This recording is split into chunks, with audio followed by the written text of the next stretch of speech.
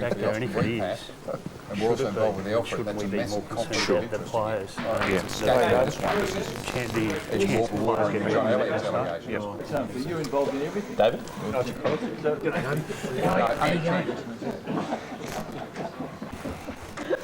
Do you run everything? I reckon they ought to complain about what you're not in, on the floor. not what you're in.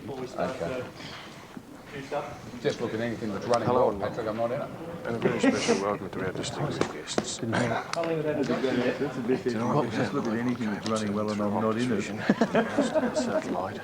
I don't think you really meant it, mate. Okay, we're going to have to quote you. We're also live on 3AW Sports today, so welcome to all the 3AW listeners. And a very warm welcome to Football Feedback viewer Henry Monkus, who's won the competition to be here tonight. Henry, I've got a list of what the topics were.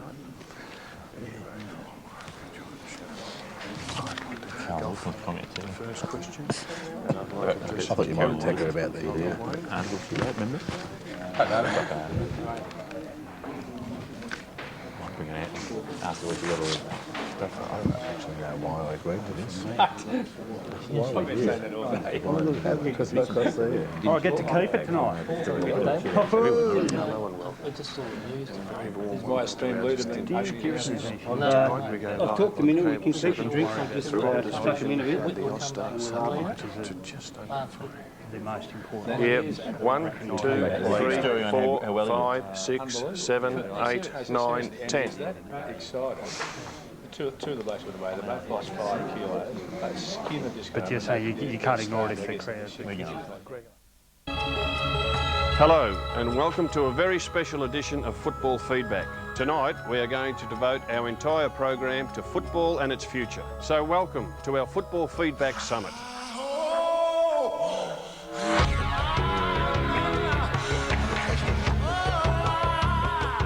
It's a game, a business, a way of life, a religion.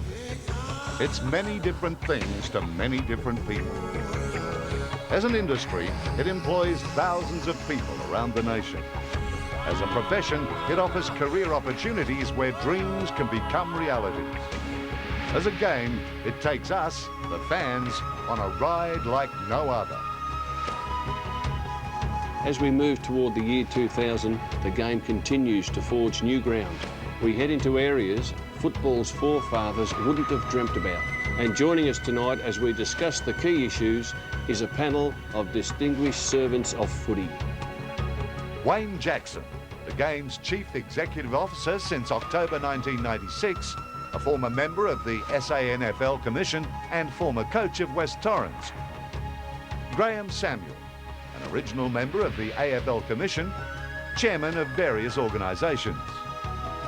Greg Miller, Chief Executive of the North Melbourne Football Club since 1994 and 52 games between 1972 and 1976 with South Melbourne. David Parkin, 211 games with Hawthorn and captain of its 1971 Premiership side, 4-time Premiership coach. Richard Colless, Chairman of the Sydney Swans, Chairman of the New South Wales ACT Task Force, inaugural Chairman of the West Coast Eagles. Andy Demetriou, Chief Executive of the Players Association and 106 games with North Melbourne and Hawthorn. Not a lot will go on in the new millennium without those guys knowing about it. Asking the questions tonight is a panel of the most respected journalists, headed by faces familiar to Football Feedback viewers. Making up the panel of inquisitors will be respected football writer for The Age, Rohan Connolly, chief columnist for The Age, Patrick Smith, senior football writer for the Herald Sun and Talking Footy regular, Mike Sheahan, chief football reporter for The Age, Caroline Wilson, Herald Sun senior writer, Trevor Grant, the Australian's chief football writer, Michael Davis, chairman of the Player Agent Association, Damien Smith, leading 3AW caller, Anthony Hudson, and 3LO's special comments person, Joyce Brown. It's a game dear to us all, a game we love, and by the night's end, we'll know more about where it and we, the footy fans, are headed. Let's get into it.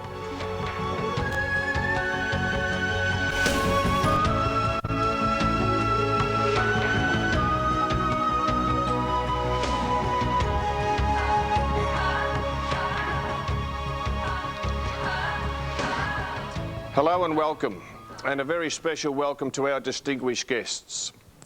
Tonight we go live on Cable 7 through Optus Vision and the Austar satellite to just under 500,000 homes. That's right, just under 500,000 homes. We also go live on 3AW Sports Today, so welcome to all of 3AW's listeners. And a very warm welcome to football feedback viewer, Henry Monkus. Welcome to you, Henry. You won the competition to be here tonight. No doubt you watch the show each Monday night? Thanks, Robert. It's a pleasure to be here. We never miss the show. All other shows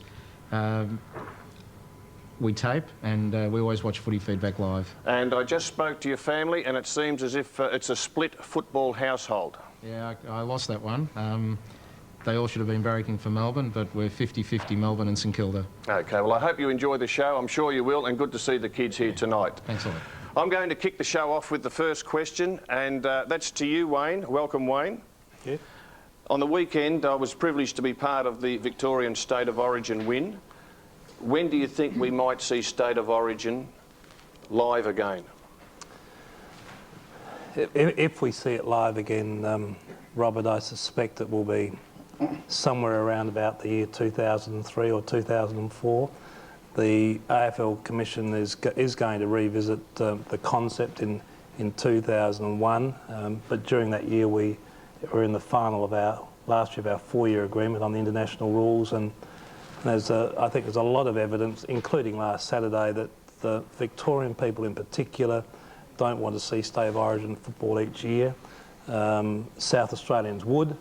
New South Welshmen not sure, but there's a lot of passionate State of Origin people in the league, in the clubs, amongst the players, and at least I'm hopeful that 2 or 3 years into the new millennium we'll be back playing State of Origin in some form or other. OK. Well, that's the first question, and now I'm going to hand it over to my friends over here on my right. Rohan. Wayne, just on the state game, obviously 26,000 is a very disappointing crowd, but one I would have thought that's difficult to assess given that it was probably the worst football day we've had for at least 3 or 4 years. How big a factor will that crowd be in any final decision you make on State of Origin, and should it be a factor at all given that the concept is also very importantly about rewarding players? It will have no relevance at all, Rohan. Whether we got 26 or 36 or 46 at the MCG wouldn't impact on, I think, the final assessment that we make and the decisions we have to take in a year or two's time. So the short answer is Saturday's crowd in those conditions had no impact whatsoever. Are you worried about the players not having any form of recognition beyond their club selection if the concept doesn't continue? Yes, because a major reason why we want to play State of Origin is to give players a reward above their home and away competition. We also play it to develop the game, and I think it's very easy to sit here in Melbourne and be critical perhaps of State of Origin, but people may have gone to the Gabba. Certainly you would have got 40,000 in South Australia. Heaven knows how many people we'd get if we played it in Sydney or in Perth. But I think the players' aspirations in the next year or two will be satisfied by our international rules against Ireland, and in that regard it was just terrific to read that Todd Viney, captain of Melbourne, regards the highlight of his career thus far of representing Australia last year in Ireland. Gary Hocking, the captain of this year's Victorian team's major ambition for this year is A, to win the flag for Geelong, but B, to be in the All-Australian team to play against Ireland. So I think the players have got something to aspire to, and I know through the Players Association and talking to the players, they're very, very keen on that concept. Is a carnival possible, Wayne? I mean, is it feasible that we're going to have a carnival involving all states on a 4-year basis? It is feasible, Mike, but I'd have to say we have as many suggestions and recommendations about State of Origin and how it should be conducted as we do about how the final 8 ought to work. I mean, Robert's had some quite constructive thoughts attributed to him in the last couple of weeks on how he thinks it ought to run. But carnivals obviously are possible. Playing games in individual states are possible, whether it's 2 years or 3 years or 4 years. If players can only play, represent their state once or twice in a career, you'd expect them to settle up more often than if they could represent it almost annually. Wayne, what part will economics play in your assessment of the whole situation in the end? It won't be the major factor, Trevor. More important is, I would have thought, first the development of the game, secondly the aspirational level of the players, and thirdly whether it actually adds something to that which the fans can enjoy on an annual basis. Obviously, if that was going to cost us $1 million a year, it's going to be less attractive than if it's going to cost us 100,000. So economics are relevant, but they won't drive this particular concept. Right. So you're happy to have, say, what is it, about 250,000 people not at the football on that particular day around Australia? Yeah, absolutely. When we play 22 home and away games, this year we're playing about 25 Ansett Cup games. If we have one week off in the middle of the year when 640 players, 600 odd players are not playing, we're absolutely happy with that arrangement. Wayne, would you give any thought to an all-star game where we actually get the best 44 players out on the field? Well, you would, but that's a straight exhibition game, and it's a concept that Kevin Sheedy continues to promote the AFL, the best versus the rest. But that's not helping lads who are in the best 22 that may have come out of Queensland or out of New South Wales. And I can't stress too much that the state of origin is in part to help develop our game around the whole of the country. Wouldn't that, though, at least put on display the best players and be the best way to sell our game to the people in the north who might not watch too much footy a year, but if they get to see the best 44 players, they can say, gee, that is seeing the game. And one suggestion amongst a million we took on radio over the weekend was if you find some way of dividing the 16 teams into 2 groups of 8, they actually play for 4 points. So if they're representing 8 teams, each side is representing 8 teams, and the winning team would actually get 4 points. I know that you'll never introduce that. It's too complicated for me, Hutto. As I said earlier, there's scores of possible options, but just to quickly say, look, if you did that, Lepich would get or sorry, he's not a Queenslander, but I don't know who would make, other than, say, Michael Voss.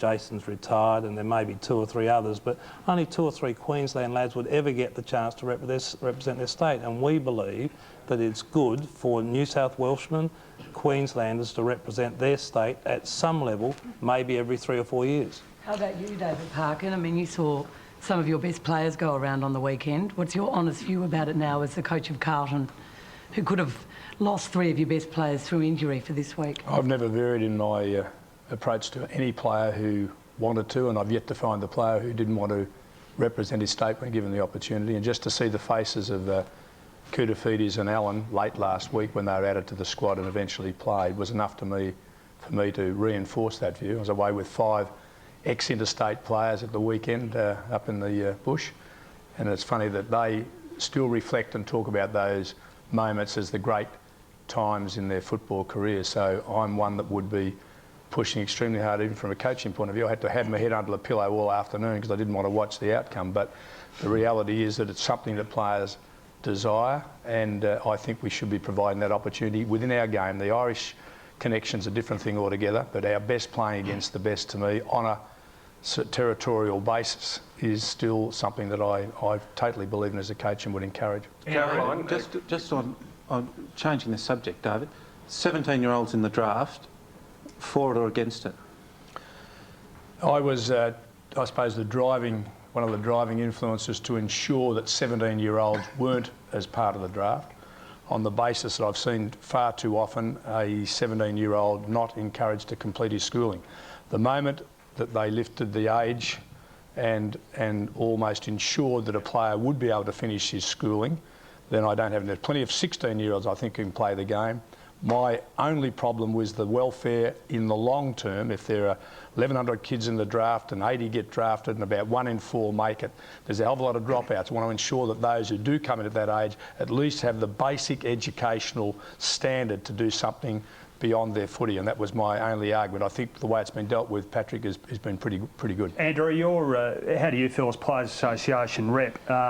Players apparently get about $3,000 to play for the state. In some cases, that's a pay cut of about 75%. Do we need to make it more attractive financially for the players to embrace it a bit more, better? Oh, look, I've never spoken to a player who actually says he'd only play State of Origin because he'd get more money.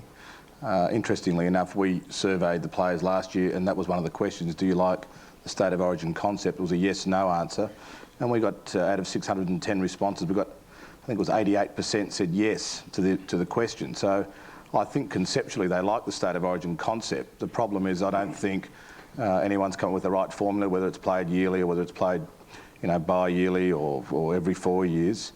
Certainly, you know, if you speak to the players, their major concern is more about injuries and the threat to their income, not necessarily, you know, getting more income from playing state of origin. Andrew, why did the Players Association change? Getting back to the 17-year-olds, why did it recommend the 18-year-olds be the limit? What was the change that brought you around to a 17-year-old when a lot of people, I think, could say, well, it's the AFL and the club's just been greedy, and they're looking at it from their perspective rather than a 17-year-old kid? Because you've made a 360-degree change. Look, I don't think we have. I mean, if you look at what's actually been altered, we said that we didn't want any 17-year-olds being drafted mainly because they were being dislocated from their families, particularly the kids who were being moved interstate. And we had a number of cases of young lads who were finding it hard to adjust. They've been taken away from their families, that had their schooling interrupted. They didn't have their licence, so it was hard to commute. The rule hasn't been changed to the extent that 17-year-olds get drafted carte blanche, because what we've done is we've said if you turn 18 by the 30th of June, then you can be drafted. So what that allows is that 18-year-olds get drafted, and so they should, because we didn't have a problem with that. And we've put some conditions in there that provide to cater for our needs, and that was that the players who get drafted can't go down to the club until the first week of January, which allows them to finish their schooling, which allows them not to have to go interstate and train and come back for Christmas. It allows them to complete their transition in a much more methodical way. And at the end of the day, interestingly enough, I think in the last 2 years, out of all the players that have been drafted at that age, there was something like 85 to 90% turned 18 in the first half of the year. So I think what we've provided for is that these players are 18. They're actually 17 at the draft, but they've got to turn 18 by the 30th of June. If a player turns 18 after the 30th of June, then he can't be drafted. Andrew, the clubs say they're becoming increasingly frustrated by the failure of both yourself and the AFL to sign this collective bargaining agreement. It's affecting player contracts. They have no current standard player contract. When is it going to happen, and what is it that keeps delaying it? Oh, look, I think, in fairness, it's a 5-year agreement. There's a lot of issues that have to be covered, particularly from the legal perspective. But we were told it was going to be signed late last year. Oh, look, certainly last year there's been a heads of agreement signed. The agreement's due to be signed on Wednesday. Everyone will receive a copy, and I think when they receive the copy, in its detailed form and the way it's been covered, I think they'll be pretty impressed with the document. Will it be signed Wednesday, categorically? Well, I think we've booked for 11 o'clock Wednesday, if that's correct, Wayne. We've booked for Wednesday, and we'd both be absolutely confident we would sign this week. What's the delay, Andrew? There's no delay. I mean, in fact, the substance of the document's been completed for a number of weeks, but in order to get the document in the proper legal form, it's a document that goes out 5 years. It's a document that anticipates what future income streams will be. It's a document that has to take into account what may or may not happen in the future with TV rights. And just to get those words right can sometimes take time. How embarrassing is it, Ron Joseph, not joining the Player Managers Association? I don't think it's embarrassing at all. I think that, in fairness to Ron, he has about 80-odd players. I think he does a terrific job for his players, and his players are very loyal to him. And as I've said to him, I'd encourage him to become an accredited agent, because I think he could make a significant contribution to the accredited agents. Can you sanction him, though? He can still operate, can't he, without being a member? Well, as of February 1st of year 2000, the clubs, it provides in the agreement, the clubs will refuse to deal with non-accredited agents. Will you refuse to deal with a non-accredited agent, Greg, if he's got 4 of your best players? Especially if it's Ron Joseph. Well, I guess we'll have to face that turtle when we come to it, Patrick, but I would say that we will. We won't deal with him, because... Is there not a basic restraint of trade issue there that you'd be worried about, Wayne? Well, look, through this agreement there are some issues, the odd issue or two, that if someone wants to have a real go at us in terms of restraint of trade, they may choose to that. But we think all of the conditions that are of that nature are reasonable restraints of trade in all the circumstances. And after all, the players who and the vast bulk of player managers will support the CBA totally, and therefore unlikely to challenge us.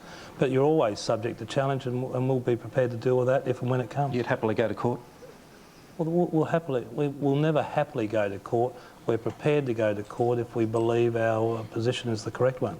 Joyce, you have a question? Yes, could I just ask, you're still allowed to represent yourself in court, so therefore as a player and maybe as a person with or without the legal knowledge, would you make a deal with a player with that ability? Why do you have to be represented? No, you don't have to, Joyce. You can represent yourself, or a family relative can represent a player. That's provided as well. My other question being also with the 17-year-olds, why is it then in other sports people leave home, they go to the Institute of Sport, they go to many academies well before the age of 17? So what makes the psyche or the culture so different in football thinking? Well, because the institutes are the perfect example, who have the ACE programs in place and have people there who are responsible for the, in my case, my bitch is about the educational background. They, both at the, in our case, the Victorian Institute and in Canberra itself, they have that in place, and their athletes are looked after perfectly, so I have no problem with that. But surely the clubs who are able to set that up for themselves? Some clubs have, about 2, I think. So that's my concern is the big picture, not just, I think we've had 5 17-year-olds in the last 5 years who we've compelled to go back to school, and fortunately have all passed their VCE and got a university entrance. To me, that's significant, and I don't think in any case it's really retarded their development as league footballers, and we're very proud of doing that. So therefore it can work? I have no doubt, and that's why I'm not arguing against it now, because I think if that gets into place in the right way, and all, there are 16-year-olds I'm sure who could play the game. They've shown that they can. Yeah, I agree with that, but I'm not worried about them playing the game. I'm worried about the bigger game when they don't make it, and that's the majority don't make it, not the majority make it. Talking about playing the game, let's go inside the fence. What's your view about the shirt front and the close scrutiny that we've put on that recently? Well, I just think we must be the only game in the world that allows a bystander who's not even in the play, in a real sense, participating, to be taken out legally, and that includes the shirt front. I think the shirt front is a disgrace in Australian footy, and as much as everybody gets very excited about it and thinks it's terrific, you've been on the end of it often enough. It's not a terribly exciting thing to happen, and if a bloke's down and playing the ball, the other bloke should put his head down and play the ball too, not just take a fella out. So the Pickett collision was a shirt front? To me, yes, definitely. And legal within the rules now. I have no problem about that, but it shouldn't be legal. That sort of hit in Australian football should not be permitted, in my personal opinion. Greg, as CEO of the Kangaroos, I mean, Byron Pickett is obviously the player I think we're talking about in this context. How do you find A, his attitude to the game, and B, does he have to change it? Oh, his attitude to the game's fine. I mean, it's within the rules, but I'd have to agree with David that it really is a grey area we have to have a look at, because we can't have players who are playing the ball just taken out like that. Well, what was your view of the Crummell incident? Well, it was good for our team at the time. Wasn't too good for Brendan Crummell, really, was it? Well, I'm not concerned about Brendan Crummell. Instructions to your players on the shirt front type thing in, you know, when you're out there. I'm a coach in a professional business too, and I'll play up to the letter of the law like everybody else. I mean, we've had weeks of blokes being taken out off the square, you know, and that's a legitimate action as well. You know, half a dozen blokes having a contest within the square and we allow blokes to run off the outside and take them out. We've all been responsible by the participators. That's not true. That's not a legal tactic. You're not allowed to come from the edge of the square and take a bloke out. That is different to what Pickett did under the rules of football. One's legal by the rules, the other's not. Either of those. They've been allowed to survive that, and we know that. We all know that sitting around here. How is it different from a player running back into the face of play and being collected? No, he's got a choice to do that. You know, he knows exactly what he's doing. That's the bloke that plays it. He's got a choice whether he does it, because he doesn't want to be called a jib if he doesn't. But the bloke coming this way has got a choice. He knows what he's in for, but it's a bloke who's got his head down over the ball, has got to keep vision for the ball, doesn't know what's happening, gets clobbered, no protection. We changed the law on the distance of the protected zone. Hasn't changed anything. No, from 10 to 5 metres 10 years ago. Yeah, it hasn't changed anything though, Rohan. But, well, my point is, why has it taken us so long to address this? You know, I mean... Because of you changed people write this up as being a sensational part of our game. We laud it. I heard a reaction of one of the 7 callers on the game after it happened. He said, oh, I'd hate this to happen. That would be, you know, I hope they take a long time to change that rule after he heard what Peter Schwab said the other day. Who was the bloke? Was he an ex-player or a journo? No, no, not ex-player, no, a caller of the game. Sandy Roberts it was. With all due respect, I mean, Greg has just said, as an administrator of young men and of athletes, that he doesn't care about Crummel. That must be a worry to people who produce people who play football and who train them. The first thing must be to have some sort of care about them. I don't think he said that. I don't. But my issue is it was within the rules, and what Byron did was quite legitimate. And then you were asked about Crummel and said you didn't care about Crummel. That's not my issue, no. I was, as far as the game and winning the 4 points is what I cared about. Wayne, where are you sit on that? The commission? I think if I can relate to all of this, I think Greg's position, Joyce, is he doesn't feel responsible for it. Of course he cares about young people, but he doesn't feel responsible for that. Well, I'm using what he meant, and I think you can work that out too. Thanks, and I think David's responsibility is to play within the rules of the game. Having said that, David is one of a group of coaches who do have the influence to be able to get our rules changed, and once or twice, probably 4 times a year, the AFL meets with the coaches. These things can be on the table if sufficient people or the technical people that operate our game through all levels, not just the AFL but through local league level and below, believe the rules should be changed. There's a mechanism in place for that to start to be changed. So any rule can be changed. Thanks, Wayne. Well, it's time to go for a break. Things are just warming up. Stick with us. Plenty more AFL Summit after the break.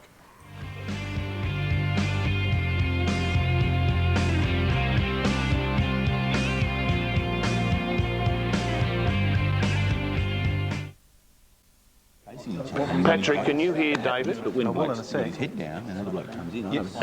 Yeah, I've got you now. We're not the only sport that a shirt front has. Don't they watch rugby?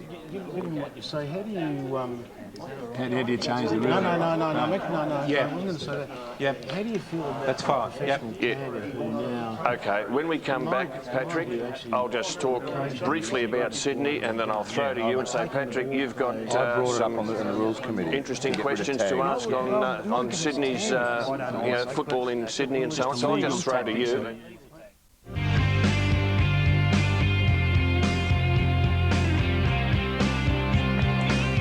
Welcome back. Well, Sydney will be in the news this week with Plugger. 3 more goals before he breaks that record. Patrick, I believe you've got some keen questions to ask on Sydney's future and football in general in New South Wales. Well, Richard, the AFL is beginning to sort of tinker with a licence for a second club out of Sydney, which suggests that it may be happening, a club may be relocated sooner rather than later.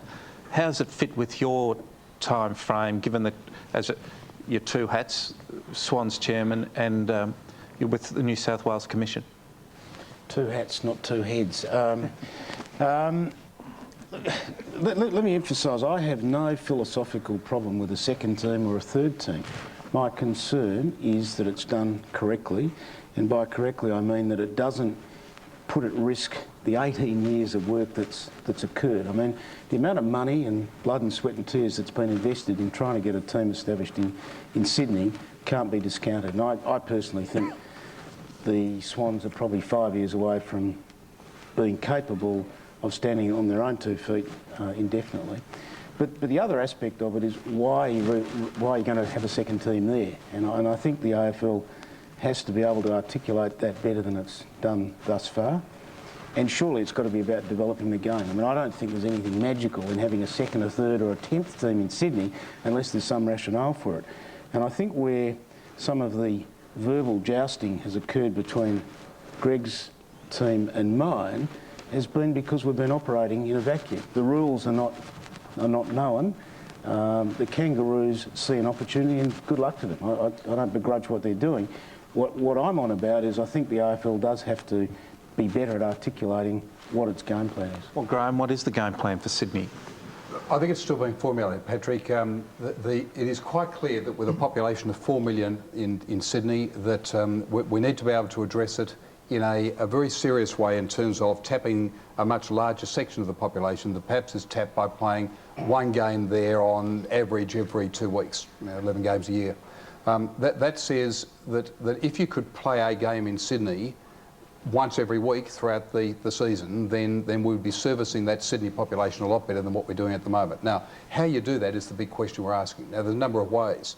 You can either have Sydney play more games in Sydney, that is, you'd have to start shifting some home games of Melbourne clubs or other clubs to Sydney and have Sydney, for example, Sydney plays Collingwood in Sydney, now can Collingwood play Sydney in Sydney, and you end up with 2 Sydney games. That'd be one way of doing it.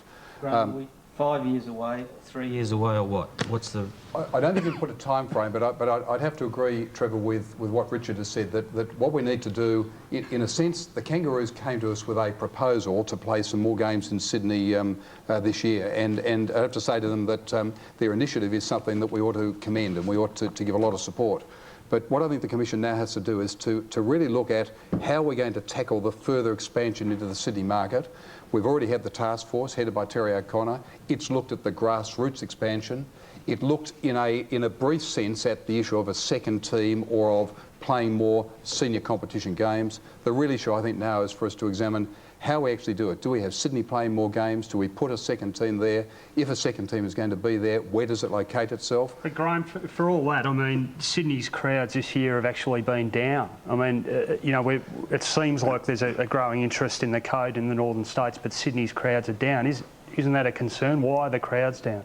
Well, I think it's a bit like state of origin, Rohan. You wouldn't want to make your decisions based on state of origin based on Saturday's attendance, and similarly, you wouldn't want to make decisions about development of the game in New South Wales based on sort of crowd attendances, which might reflect in part but why are they down? Well, they haven't played the heavyweight Victorian teams up there this year, have they? Who've been they haven't played. It's a little greater than that. The crowds in the crowds in '97 were less than they were in '96, and the crowds in '98 were less than they were in '97, and this season thus far they are less than they were in '98. Well, doesn't that represent a trend? I think it's. I don't know that it represents a trend. I think it represents a be wary sign, and that's what I think Richard's very point is. Look, don't bank that the Swans have got.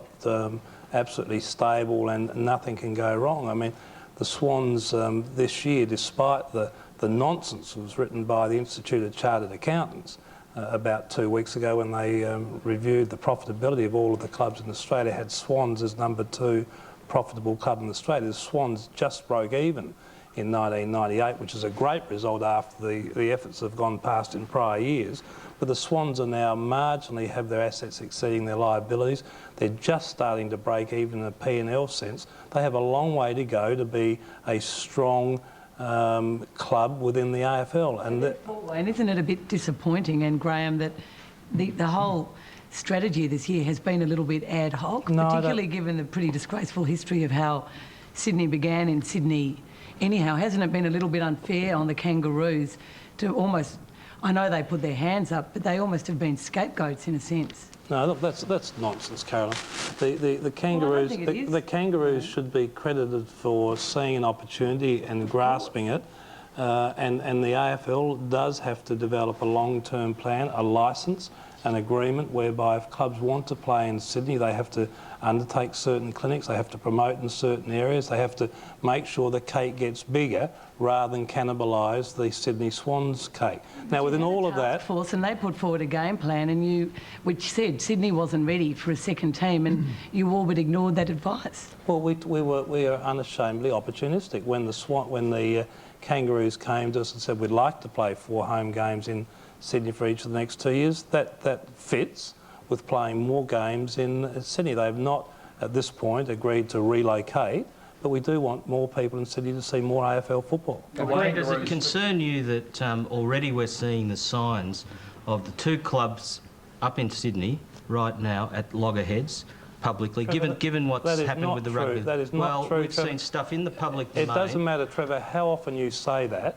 It is not true. They did go through a rough patch initially. That's why we're trying to get agreements in place, and no amount of you guys saying that they're at loggerheads is going to make it so. Well, they could stop telling us they're at loggerheads then.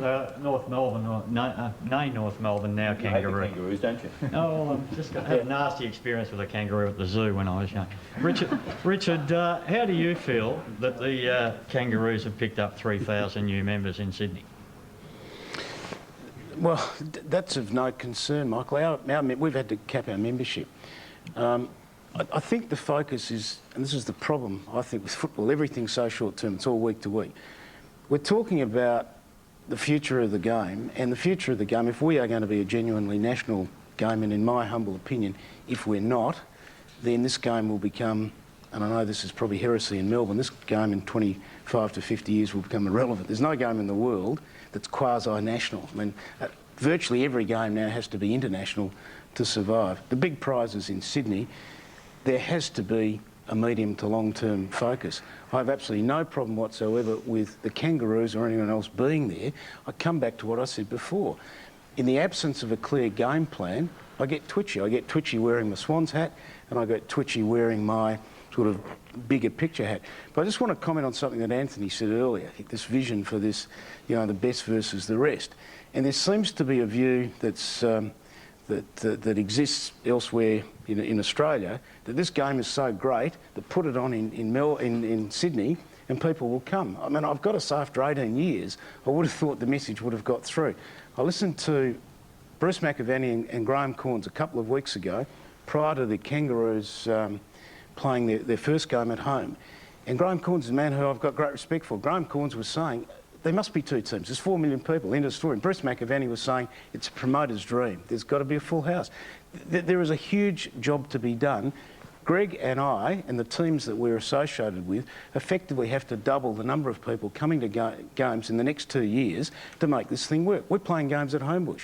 To be viable at Homebush, we've got to go from 25,000 to 50,000. The Kangaroos, let me finish. Sorry. The Kangaroos presumably are looking in the next few years to have crowds of 20 to 25,000. We're talking about crowds, an extra 40 or 50,000 people over and above the number of people that are coming to games at the moment. There is a massive job to be done.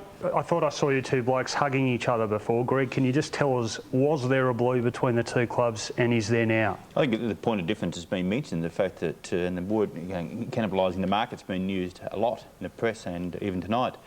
We see it a bit differently. You know, we understand our role is to expand the market, but in the initial phase, we had to make ourselves available to everybody. We had to make sure the crowds come through the gate, and we unashamedly tried every tactic we could. And we don't want to go back any of those tactics. And sure, there were some problems early doors, but I agree. We have to find new markets. Out west is the obvious area. Greg, were you concerned that if you didn't find this new market, or you didn't get a new market to attack, that your football club was going to go under short to medium term? Yeah, I'm very concerned about the amount of support we have in Melbourne for a start. It's probably 5%. It's not enough. It's not enough for the future. And while we're successful on the field, we had to take the opportunity to find new markets. Now, we addressed the merger in '96. It failed.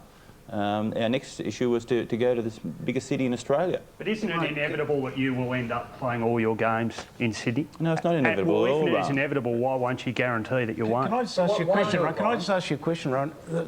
Look, yeah, there were blues and there'll continue to be blues, like there are blues between 16 clubs. There were no blues. Oh, Trevor, I'm telling you, there were blues and there will continue to be blues. On the record? There is absolutely no question about that. But the focus is on personalities and short-termism when we're actually talking about the future of the game. Yeah, well, that question was a very important one about the future of the Kangaroos. Why won't the club guarantee, beyond any doubt, that they will always be based in Melbourne? We have guaranteed that to our members. We're saying that we're going here on a 5-year experiment to play the game, to increase our supporter base, and it gives us a strong position to make sure that we're looking after the future the club our members own. And no chance that after the 5 years you will then relocate permanently to Sydney? It's not on our agenda at the moment, Rohan, no. But it could be in 5 years? I can't predict that. All I can say is that now, as a board and as administrators and the people who are being trusted to run this club, that's our decision at the moment. If a second team goes to Sydney, the most obvious candidate is the Kangaroos. Do you agree with that?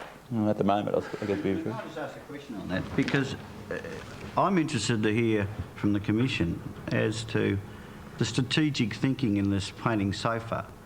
Because if this growth, this market, is going to be attacked or challenged, is it going to be done through organic growth, through relocation, What are the social engineering problems in relation to players moving cities, etc., etc., infrastructural changes, etc.? Has this been part of the strategic thinking? Well, I would have thought, look, if we can leave the kangaroos aside, definitely leave them aside. Greg's covered that. I would have thought when players are receiving, on average, $110,000 come 1999 season, I would have thought on average there won't be any difficulty in getting young men to relocate if you have to. We would have thought that in a city of 4 million people, if we've got 16 teams in a national competition, as we intend to have for the foreseeable future, 2 of those teams ought to be coming out of Sydney at some future time. I don't see any social engineering problems. I mean, the facts are there were problems 18 years ago. There have always been problems. When you've got a draft structure as we have today, that's fine. Understand the rules. Everybody abides by the rules. What you're talking about here now is a totally different set of rules, totally different structure. Damien, if I can say that 18 years ago I was involved in that move and the players were getting $30 a game and they had careers and everything else. It was a far bigger change than it would be now if it happened. Can I ask Damien, sorry, let me just try and give you a bit of a potted version of what our strategy might be. The first thing is the players have become in this national competition much more mobile. Mobile on a permanent basis, mobile on a temporary basis, week by week. But if you look at Sydney, 4 million people, 2 million, if you like, in the east, or broadly in the east, and 2 million in the west. We're tapping very well with the Sydney Swans at the moment. As I say, very well in relative terms. Those living in broadly the eastern suburbs that will focus on the Sydney Cricket Ground and Moore Park and that area. We actually haven't tapped at all, in any significant sense, those in the west, and all the analysis that's coming to us, including from our television broadcasters, says that the west is not well tapped. Now, you've got Homebush Stadium created. Sorry? Many sports have tried before you to tap the western suburbs of Sydney. Well, I understand that, but you've now got a superb stadium out there in Homebush Stadium, so you've got a place to actually go to watch the game. And it seems to me that if you can actually start focusing on how we tap that, now it may well be that the way to tap it is to use the strength that's there at the moment and to have the Sydney Swans move into that area itself. Keep the foundation that it's got in the eastern suburbs, but move much more to the west to try and tap that base. It may be the alternative is to actually have a team that is prepared to dedicate itself to that area, not to try and cannibalise. Cannibalisation doesn't actually help us in terms of the expansion into the city market, but to focus on moving into the western suburbs, focus on Homebush as a home base, and see if that base can't be tapped. That's the sort of analysis we'll go through over the next few months, year, 2 years. I accept all that. The essence of the question is, can it occur through organic growth, or must it only occur through a relocation of a team? When you say organic growth, what do you mean? Development. Development of a Sydney-based team, or must it be a relocation? It's got to be a relocation. Yeah, I think it's got to be I must say I think it's got to be a relocation. I think to start creating a team from afresh, first of all, it throws the structure of our competition out, in the sense that I think we've all now got to a position that a 16-team competition is about right. If you create a new team, then you're talking about a 17-team competition with all the complications associated with that, and there's a whole range of them, not only scheduling, but there's financial complications. So you're really, I think, taking a position that says, if we have a team in Melbourne that can see a significant strategic advantage in being able to tap into the Sydney market, then let's give them all the encouragement they can. OK. Thanks, Graeme. Well, we're heading for half-time. We're going to take a break. After the break, back with plenty more issues, including Docklands.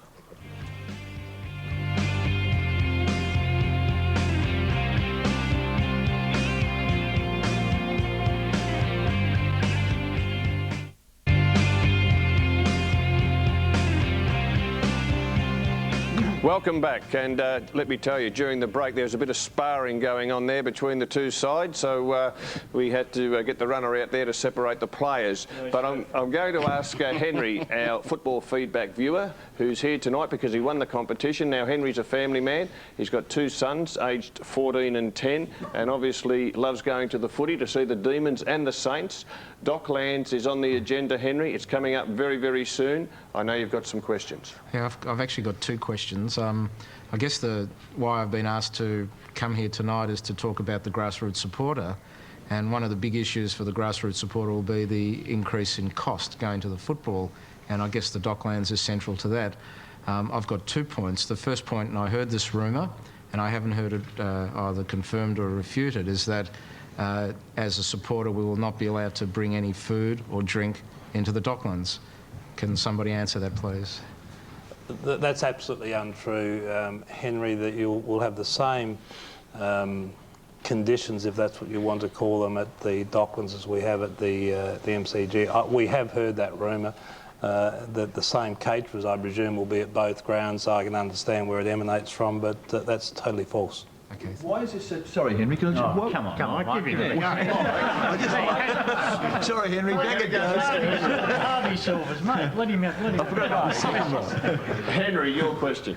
The second question I'll put on my AFL members hat. We received a newsletter just in the last couple of weeks saying that the terms and conditions of next year's AFL membership will be slightly different, and the word slightly was used.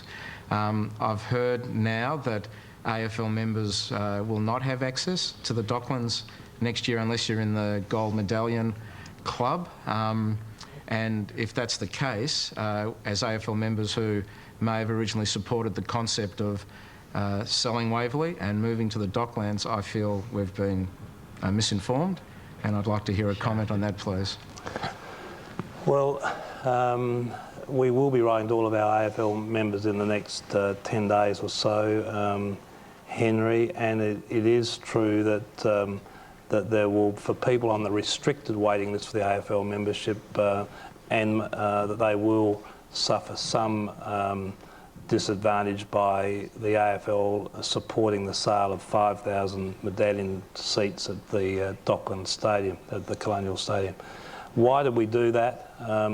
We did it because, one, we wanted to support the construction of this stadium, which will be ours in 25 years' time, and therefore be a benefit for all people that support our game. Two, it's a way of generating revenue to support Football Victoria in part, which we also want to do.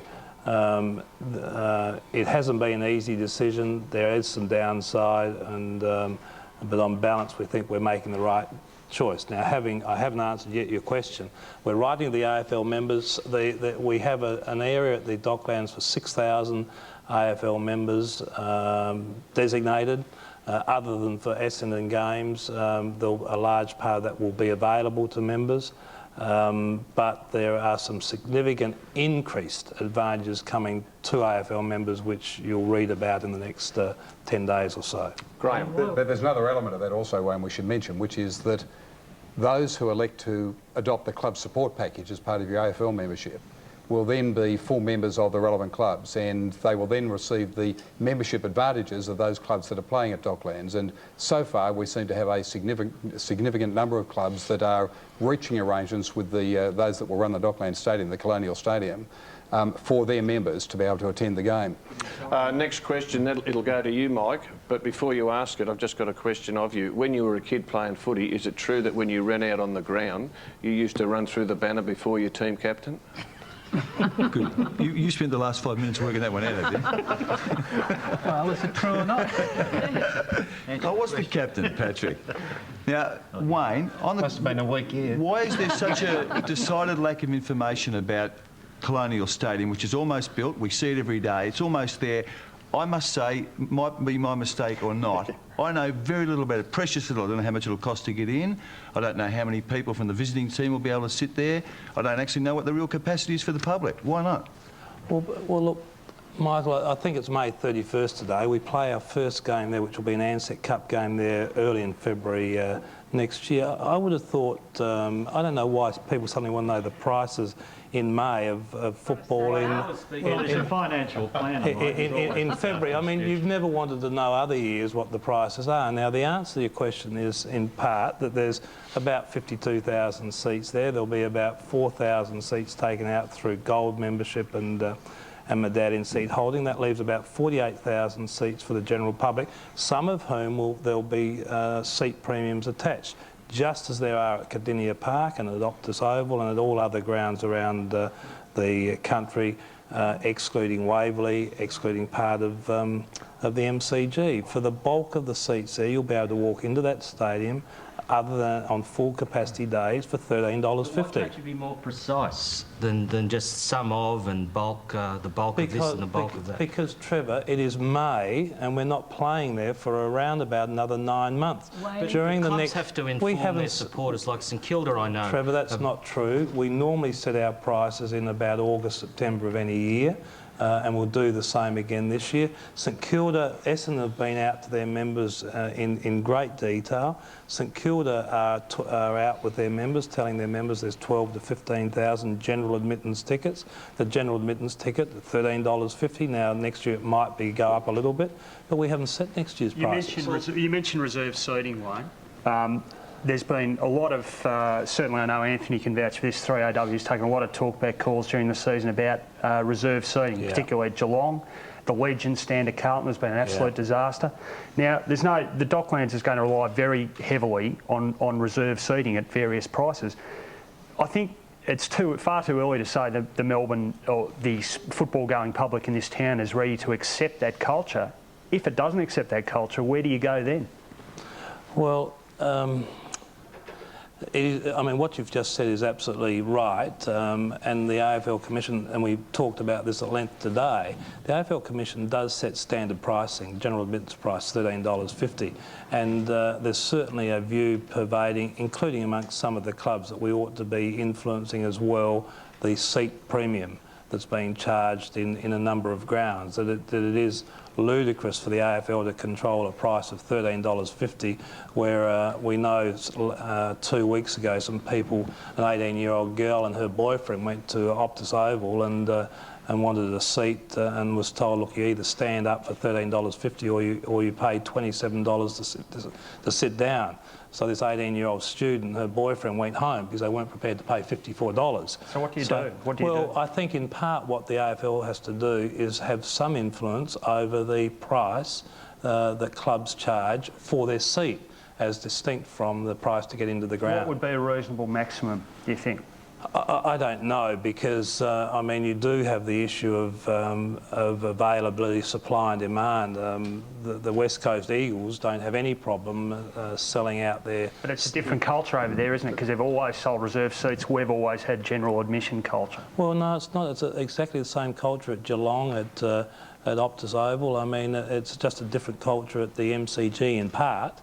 Although a number of clubs are charging for seats at the MCG, and it's a different culture at Waverley. But we want to be sure, Wayne, that if someone comes to the ground on the day at 2 o'clock before the game, and there are 35,000 people in the ground, and there's 15,000 seats available, that they can actually walk in and sit in a seat for $13.50 or whatever the price is. How good will those seats be? Sorry? How good will those seats be? Well, I mean, clearly the reserve seats and the club membership seats and medallion seats and all are going to take the prime positions in the ground. But you still want to be able to say that if you've got 15,000 vacant seats in the ground at 2 o'clock, that someone can walk up and can actually enter the ground and pay $13.50 and go and sit down in a seat. So will people mill at the casino until 2 o'clock? Oh, I say 2 o'clock, Michael. I mean, yeah, but, look, reserve seats were meant to be seats that were sold a day, 2, 3 days before the game and were reserved so that you were absolutely guaranteed when you walked in that you got a seat in a particular location. Now, you know, it seems to me that when you walk in on the day itself, if you haven't actually bought a reserve seat, and provided that the clubs then know how many seats that they've got allocated to their members, how many they've got allocated to reserve seats, how many are going for medallion and gold members, and if there are 10 or 15,000 left, they ought to then be available to the walk-up public. And some days there'll be no walk-ups, though, will there? It depends on. Well, that depends. See, there's always this assumption that was put out at, I might say by way of misinformation, when the stadium was first announced and it was said it was going to be a private sector stadium. Let's keep in mind this, that although its capacity is 53,000, we only have 16 games a year in Melbourne out of 110 games that are attracting more than 53,000 spectators. Now, those games will clearly go into the MCG. That means that you've got 94 games out of our current quota that will either fit into the MCG or into Docklands. And if that's going to be the case, that leaves an enormous number of games that are going to have seats available at that 2 o'clock start-up. Speaking of changing the culture, Waverley has 20,000 car parks. The MCG has something like 8,000. You've got 2,500, I think, at Docklands for special people.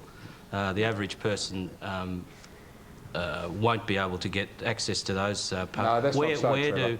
Where do all those people that drive to the football go when they go to Docklands? This is the great advantage of Colonial and of the MCG, and it's in two areas. First of all, the 20,000 car parks, or the 22,000 we've got at Waverley, result in one inevitable conclusion, and that is that as cars move forward and start to converge on that central spot, you have to have a problem with traffic. Because it's the only way really to get there. Other than by buses from the nearby train line, you've got to go there by car. So cars converge there, you have traffic chaos. As they try to leave, you have traffic chaos and delays. With Colonial and with MCG, you've got two significant factors. First of all, every train line will be within 200 metres of Colonial. The second thing is that you've got 41,000 car parks in the central business district of Melbourne that will connect to Colonial by trams running down Flinders Street, Collins Street, Burke Street and Latrobe Street that will take you right into the stadium. Now, so that's an extra $10 or $12 to park for you when you well, get when you there. say an extra $10 or $12, if we're talking about Saturday afternoon when those car parks are generally empty, or Sunday afternoon, or Friday night, when generally they're empty, the market will simply dictate that those car parks will be charging the same sort of fees that you would normally pay to go, say, for example, into the MCG car park. $7 or $8 minimum if you ever try and park in the city on a Friday night. Well, yeah, but I'm talking about the West End. At the West End, we've got about, I think it's something like 16,000 car parks. You've never tried to park up there, Hutto, because they're never open, and the reason they're not open is because there's no reason to be. Joyce. Open those up and you get into lower prices. I just wonder from the family viewpoint, how friendly is that area? Did you look at it from that viewpoint? Is it a place that ordinary people can go and feel reasonably safe? Or are we going to battle our way through the city to what is not necessarily where a woman might want to be? Joyce, when the Colonial Stadium is finished at the end of this year, you will find that it will be in every way the most user-friendly stadium that can possibly be I'm talking about the surrounds and where women will have to go. Absolutely, and where yes. young families will have to go. I think you've actually got to try and see a picture of what it will be. For example, you'll get off the train at Spencer Street Station as an example, or you'll get off the tram or out of your car park in the western end of the city. You'll walk over a brand new footbridge, fully lit, that will take you over Burke Street and over over Spencer Street and over the railway line. Then you'll walk under fully lit circumstances right into the entrance to the stadium itself. The whole pedestrian concourse is fully lit. That's just in the immediate future. As we move 1 to 5 years down the track, the developments that will be occurring down there will create out of the whole Docklands area a whole new waterfront city that'll give you the capacity. As one of our commissioners was saying this morning, he likes to go to the footy and to take his kids somewhere to eat beforehand, then go to the footy, and maybe afterwards they'll go and have a bite to eat and perhaps do something else. Well, most of us don't. We like to leap in the car and say, listen, this is a terrific day, kids, let's get in the car, I'll grab the thermos and the sandwiches, and we're off to Waverley. And well, you'll be able to do just that at Colonial, but the beauty of it is, Joyce, that without any additional cost to the spectator, the same $13.50 or $14 price, whatever it will be, we have provided a new 21st century stadium to provide the very best stadium in this country and probably in the world for our spectators. But the largest growing area of Melbourne will no longer be able to do what they do in the football culture, which is the family thing, to get there. And so you're virtually saying to those people on that side, which is a huge footy area, now you have to battle your way through all sorts of traffic, take all sorts of risks, and learn a new way of battling through the other end of the city. I think that, if I might say so, Joyce, that does take account of two things. The first is that the population of Melbourne is actually moving closer and closer to the city, away from what originally 25 years ago was the central, the demographic centre, which was Waverley Park. What about Berwick and all of that area that well, is I understand out there? that, but if you were to, you know, a city of our size can't afford, without using substantial taxpayer dollars, to put a stadium everywhere there's a population group that says we'd like a stadium. You've already done that. Well, yes, I understand that, Michael, but you know, the AFL, which is fundamentally putting the substantial amount in to pay for this stadium, not only in dollars, $30 million, but also is helping to pay for it by actually locating games there.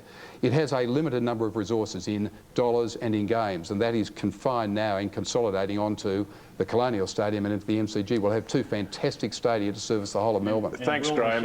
We allow that Docklands. Michael, I'm sorry. We're going to have to go to a break. It's interesting. I hope you're enjoying it at home. There's plenty more to come after the break. Stick with us.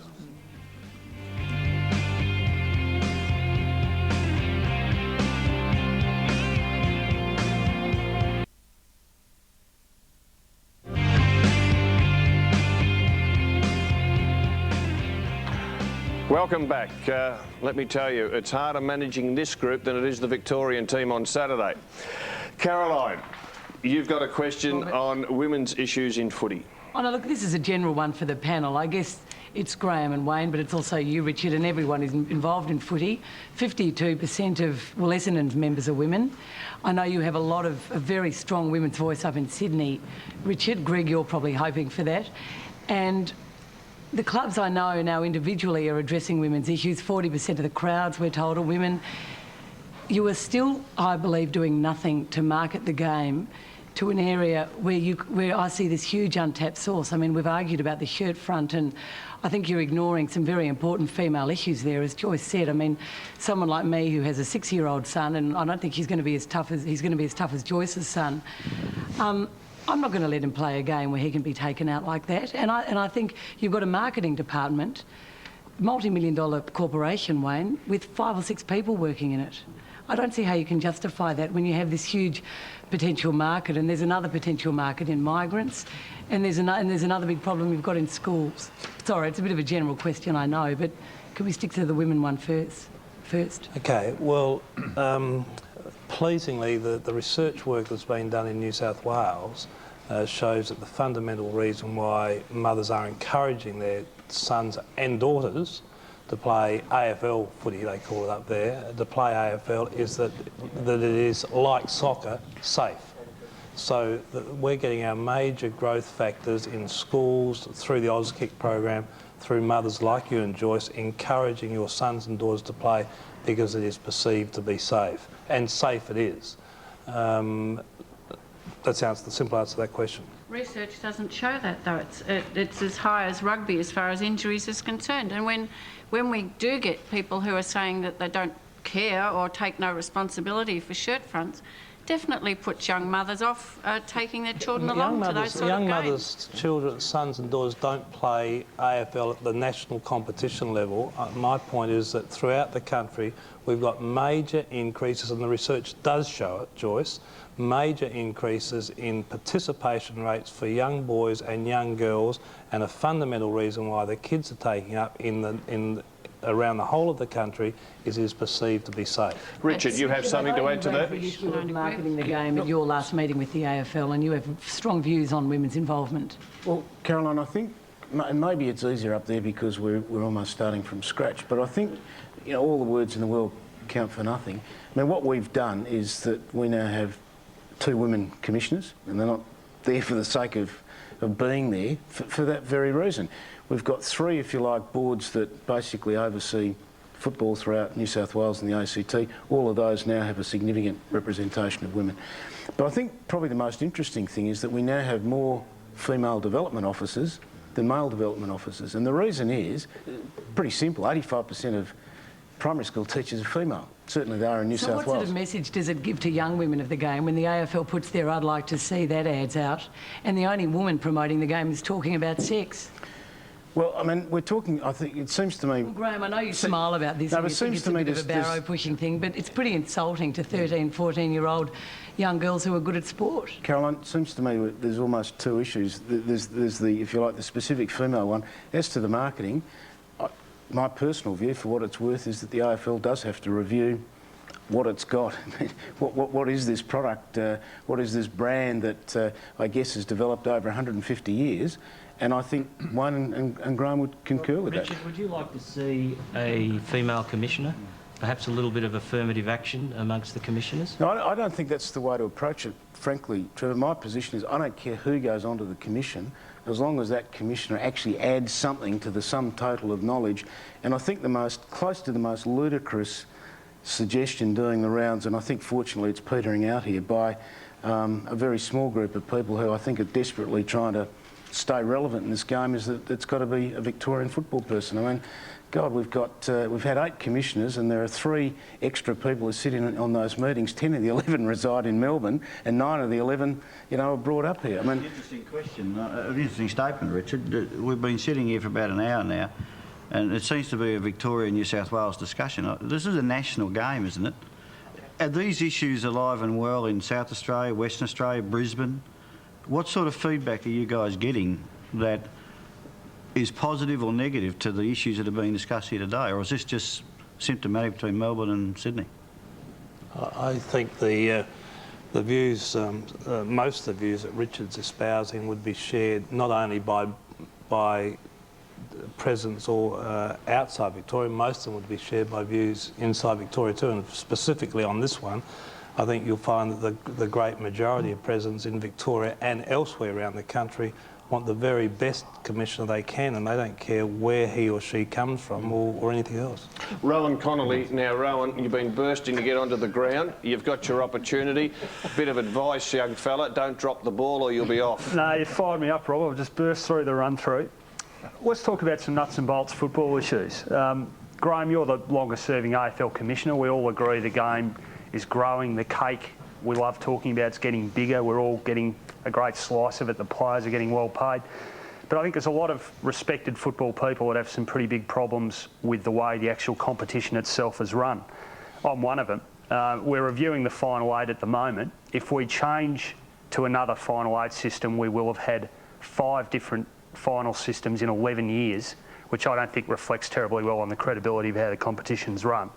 The draw is uneven because the clubs don't play each other twice. That's been the case for 13 years. All those things chip away just a little bit more at the credibility of the competition itself.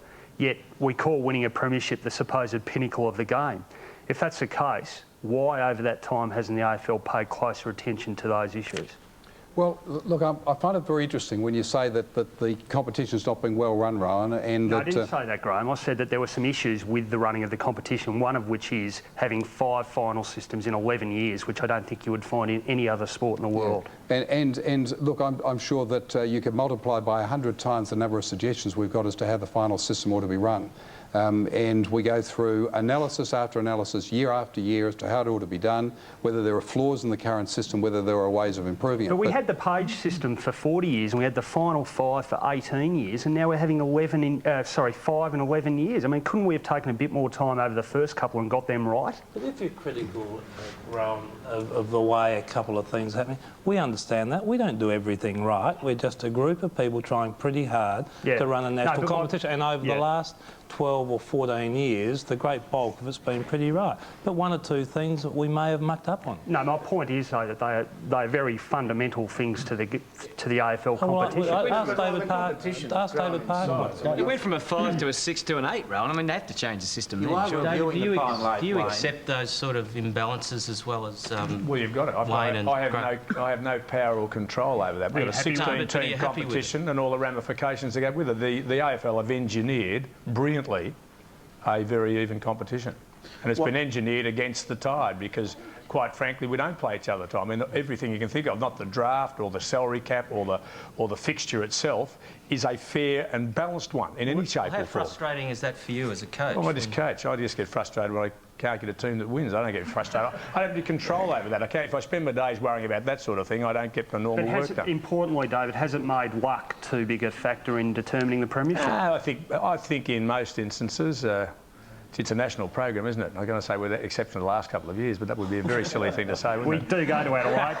But in most instances, the best team wins, but it's the best team standing up at the finish. And I think the injury factor at that level is one that has far too great a significance over the end result. To me, we can't shorten the season. There's no way knowing that the Commission's going to do that because it relies on the income. But we've got to shorten the length of the game, and we might have to just increase the. I'm not very good at interchange, so I'm not for increasing it too much at all. But we might have to increase it just a little bit better, a little bit more, so that we can share the workload over less time amongst more people. I think that's a pretty sensible way to go. Thanks, so whilst you've got a team competition. You're honestly saying that it's a fair competition. Would you rather play the number one, the premiers, once a year, and the bottom team twice? And keep your job by doing so? We've been pretty lucky. They've given us 2 chances not to go to Sydney in the last 2 years. We haven't won there for 10 years. That's the first thing I do is look at the fixture and see that we're playing Sydney. It's done in a 4-year cycle. This time last year, people may like to have played the Brisbane Lions twice. I wonder how many of them want to play the Brisbane Lions twice I mean, if you're running any competition, I would have thought in any sort of sport in the back blocks of Wollamakanka, each team plays each other twice. I think it's pretty obvious that if every team played every other one twice, that would be the fairest competition. We'd play 30 rounds and maybe get rid of the Ansett Cup and whatever, but or play them all once. And the AFL wouldn't be, in principle, against playing everyone once or twice. If we play them once, we have to reduce the player payments and everything else that's associated with the game. David, for 50 years, you had 18 home and away games and 12 teams. I mean, can I just make a comment as someone who doesn't live in Melbourne? I don't think you people know how good the thing is that you've got. You go and talk around to your counterparts in Brisbane or in Sydney and they marvel at how the AFL has reinvented itself. It's the only one of the sports that's actually been able to develop a true national competition. I mean, with all due respect though, Richard, I don't think that negates what I'm saying at all. I mean, I'm not talking about Victoria and national competition. I'm talking about a final system that's good enough for 40 years and another one's good enough for 18 years, and then ones that are so dodgy you've got to change them every 2 years. But you've got people arguing about playing everyone twice. You didn't have that under the VFL for 50 years or so. David, I've got a question to David, who's coached over 400 games, coached for 20 years. A young player at 15 or 16 coming into league football now, what skills does he need that he didn't need 20 years ago? Is it harder for a kid to play at the top level now than it was 20 years ago? I've got no doubt that every aspect of footy, whether you're administrating the game, whether you're coaching it, whether you're a physical conditioner, whether you're a journalist writing about it and a player playing it, it is significantly more difficult now to deal with the demands, if you like, which the game is making on the individual in all cases. There's a higher expectation in every aspect of the player's preparation to play. I mean, we're asking these guys, even at 16 or 17, to run a half marathon and have a game of footy at the same time. No game in the world demands that of their athletes. That's why it is such an exciting game when you really know what goes into it, and half the people I think who watch, and maybe half that write about it too, just don't understand and don't have any real empathy with the kid that's got to produce for 30-odd weeks an athletic performance of that calibre. And I just am amazed that, and I think the standard might have dropped off a little. I think the degree of difficulty spread over 16 teams now has made it very, very difficult for us to keep the standard at the level that we might want. It is an athletic contest where you need to play footy too. And one of the sad things is that the natural-born footballer has got all those credentials that would have got him a game in every team in my vintage. Unfortunately, now doesn't guarantee him a game. So I think it's a hell of a lot harder. Just so I could, there's some off-field demands that have changed as well, haven't they? In that 20-year period. Well, I'm having the greatest difficulty now with people who are trying to pursue other things in their life. And the research is pretty clear that the player or the athlete in any pursuit who is able to balance their life somewhat, not hugely into some other area, but is able to take their head out of their, in our case, footy, and put it into something else, will play just as well as the full-time pro who has nothing else in their life, and in fact is likely to stay longer, the research is telling us that, and not have as many dips and as deeper dips as the guy, in our case, who's playing football, and that's the only single focus they have in their life. So to me, I have a great deal of difficulty trying to get these balances now when we're working so hard to stay level ground with everybody else who's running a half marathon and having a game of footy each weekend. It's pretty tough stuff. Yeah. Wayne, we've only got a couple of minutes for the next break, but TV rights, they're coming up, and are you negotiating yet? No, we're not negotiating. No, but you will shortly, won't you? You'll set that in train. How significant will these be, given that there is now talk of splitting rights? Channel 7, Channel 9 will bid furiously for them. What can we expect from the new TV deal? Well, firstly, I agree, Patrick, that in terms of the really significant issues to be faced in the next 6 months or 12 months. Television and the renegotiation. Well, it already will impact on the salary cap. Yes, it will. Next year, because you're going to bring that money forward, aren't you? That's correct. Do you have a figure for that yet? Yes, we have, and that will be made public by the end of this week. But the answer to your question is that the negotiation for our television rights is crucially important for the further development of this game, for the payment of the players, for the improvement in facilities for our patrons. So, will it be a bonanza for you? Don't know, because we'll just work as hard as we possibly can to get the best result we can. It's not all about dollars. Again, it's about who can partner us best as we take the game forward. So it's not just about dollars at all. Has Channel 7 said formally to you that we won't deal in TV rights if you want to split them?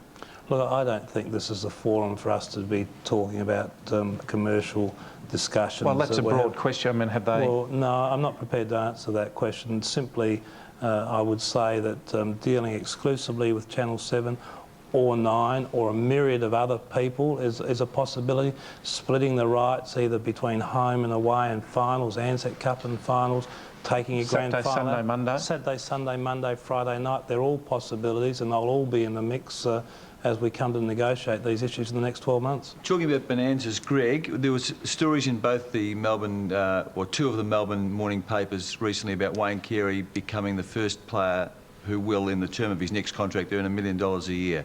Is that going to stand up? Well, the only stories, first of all, Mike, I mean, $1 million a year is a big figure. That's probably all inclusive of the other parts of his, outside of football. But look, Wayne will earn a significant contract as the #1 player in the competition that you've voted for the last 4 years. Does that include money from Channel 7? No, the money we're talking about is money you can earn by promotion development through our club and the use of his image through our club. How much Plus he receives money outside of that from other organisations like Nike and Channel 7. How much longer will he play for, given his chronic groin problems and things? His chronic groin problems. No, it's his first soft tissue injury he's ever had, Michael. And look, I think he'll play for, like Steve Kernahan did, 6 or 7 years. David, meanwhile back at the Docklands, it's round 22, 2005. I hope I get a seat. Yeah, Carlton and Essendon separated by percentage. It's pouring with rain in Melbourne. Essendon are playing over at the Docklands, and Carlton are playing at Optus Oval. They closed the roof at Docklands. Essendon kicked 21 goals. Carlton kicked 9 and win over at Optus. And failed to make the finals. And failed to make the finals. What's your view about that? See, I'll be pretty dirty on that, I reckon. No, if seriously, I'm still around in that respect, I won't be, but if I was, I think I'd be pretty unhappy about that. It is a possibility that will happen, though, isn't it? I would think, in my understanding, that could happen. Well, Wayne, is there a policy on the roof? No, there's no policy on the roof at all, except I would have loved to have had it last Saturday when we had the State of Origin game. But Trevor, if just maybe Carlton would have been playing at Subiaco on that day when it was 34 degrees and it hadn't rained for 2.5 years. And the heat would have got them. And the heat would have got them. So, I mean, we are in a national competition. We'll have different climates. It rains at Waverley, it doesn't rain at Geelong. You live with all of those things. Still going to be hard to accept, though, isn't it? Time to go for a break, Trevor. The debate will continue after the break. I hope you're enjoying it at home as we are here.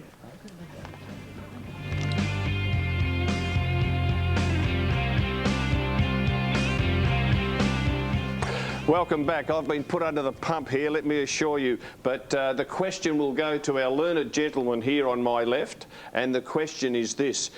If we are here in the next 12 months, in 12 months' time, and I hope we are, what will be the most significant achievement that's happened in the last 12 months in football, or what will be the big issue? So we've only got 5 minutes. I'm going to start with you, Wayne, and we'll then move all the way around. So most significant thing that's happened in the last 12 months, or what do you think the biggest issue will have been? Well, given that we've settled the Olympic Stadium at Sydney, given that we would have settled Docklands, I think the biggest issue that we would have dealt with will be the renegotiation of the television rights. Okay, Graeme? 2 issues. One will be the method by which we proceed with the sale of Waverley, and the second will be whether we should open the roof at Docklands during a game. Richard. I You think serious? How much is Waverley worth these days? What's it gone up to? It was 85 a few weeks ago. It's probably closer to 100 million these days, Mike. I won't be bidding. Richard. I think 12 months out, consolidation of the game in its heartland and evidence of genuine growth in the emerging markets, New South Wales and Queensland. Greg. The most significant question will be, as a major tenet of Homebush, whether we get to play the first home game there or the Swans. And I think the most significant thing that would have happened will be that our Victorian team has won the premiership the previous year. Which team would that be, Greg? North Melbourne. Andrew. I think, Robert, probably the two issues will be how the players and the public perceive the Docklands, which will be a year old, and secondly, obviously, from the players' point of view, what happens with TV rights. David? That the media will have acknowledged that we do have the greatest game in the year and won't be greatest game in the world and won't be writing it down, and that we will have done something about the only ugly part of Australian football is jumping on the ball when we're on the ground, and that we'll say that while you're on the ground you can't take possession of the ball. You can only do it while you're standing on your feet, and we'll remove the only blot, I think, in this magnificent game we have, which we're all a part of. Okay. Well, you fellas have been pretty quick. We've even got time to go over to this side. So, Patrick, I'm going to ask you the same question. In the last 12 months, or the next 12 months, the biggest issue in football or the most significant change that's happened? Well, I think there's two, and that's development up north. We have to do that. But the one that I'm really interested in, and Graeme's central to it, is the development of the northern stand at the MCG and how the AFL and the MCC have been able to work together to make sure that that can be built. Mike?